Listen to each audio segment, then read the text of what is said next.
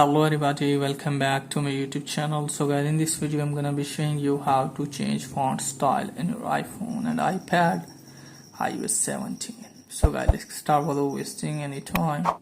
Let me show you here when I try to change font, then I can do it very easily. Let me show you here, guys. If you select normal, then you can do from here.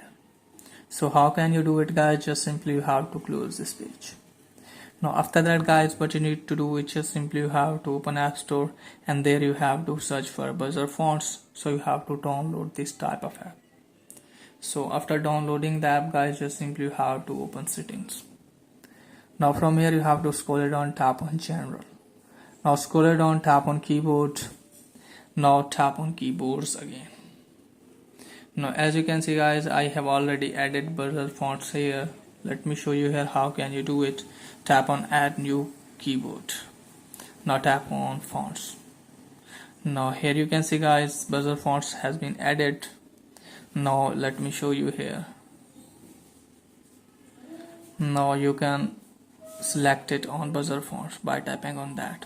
Now it's selected from here, guys. Now tap on double A and now you can use these fonts like this.